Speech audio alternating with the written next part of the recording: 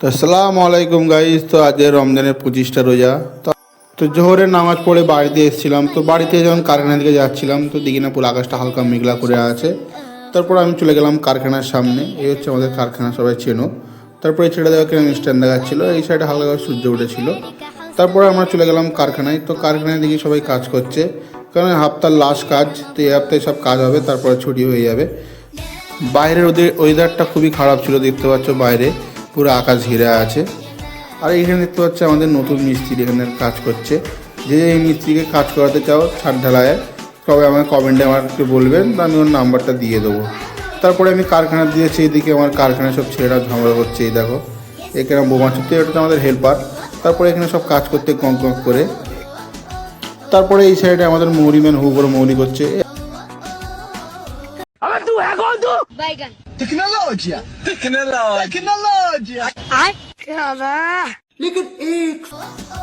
তো এইসব করার পর আমি চলে গেছিলাম একটু আসরের নামাজ পড়তে।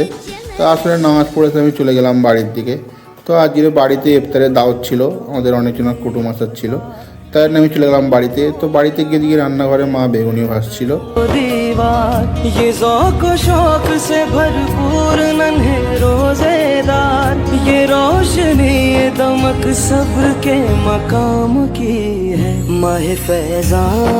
তারপরে একে একে বেগুনিগুলো ভেজে আমাদের পাশে একটা কড়া ছিল, কড়াই রাখছিল, অনেকগুলো বেগুনি ভাজা হয়ে গেছিলো। তারপরে দিয়ে গ্যাসের উপরে আমাদের হালিম ছিল, দু রকম হালিম ছিল, একটা মুরগির ছিল, একটা গরুর ছিল। তারপরে আমি চলে গেলাম বাড়িতে।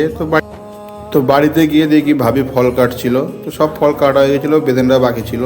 তো বেদানাটা কেটে আমাকে দিয়ে দিয়েছিল, আমি বেদানাটা সব ছাড়িয়ে দিলাম।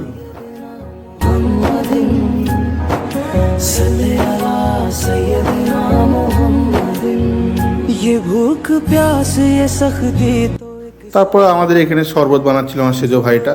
তো এক বালতি শরবত বানাচ্ছে, লোকটাও কম না, লোকটাও অনেকে আছে। তারপরে এখানে আমাদের বেদানা ছেলে বেদানা সাফ করে দিচ্ছিল। এই ডিশে থোড়া আর ওই ডিশে থোড়া, দুটো ডিশ করেছে, কারণ একদিকে মহিলারা খাবে, একদিকে ছেলেরা খাবে। তারপর আমাদের ইফতারের সময় হয়েছিল। তো ইফতার খেয়ে উঠে নামাজ ফামাজ পড়ে তো ঘুগনি মুড়ির আইটেমে চলে এলাম। তো এতে ছিল ঘুগনি ছিল, মুড়ি ছিল, পেঁয়াজি ছিল, আর বেগুনি করেছিল, বেগুনিও দিয়ে দিলাম। তারপরে এইসব খাবার শেষ করার পর আমাদের নেক্সট আইটেম চলে এলো হালিম। এটা হচ্ছে আমাদের চিকেন হালিম। তো বললাম যেরকম দু রকম হালিম করেছিল, এটা হচ্ছে চিকেন হালিম। তো আমি খেয়ে বলছি কেমন হলো। তারপর আমি ভালো করে মাখিয়ে নিলাম, মাখিয়ে একটু খেয়ে দেখলাম, না ঠিকই আছে, ভালোই হয়েছে। তো হালিমটা একটু গরম ছিল বলে তাই ভালো করে ঠান্ডা করে নিলাম। তো ঠান্ডা করার পর আমি হালিমটা খেয়ে দেখলাম, না মজাই হয়েছে। তারপরে এই হালিমটা শেষ করে আমাদেরকে দিল গরুর হালিম। এটা হচ্ছে গরু গোশের হালিম।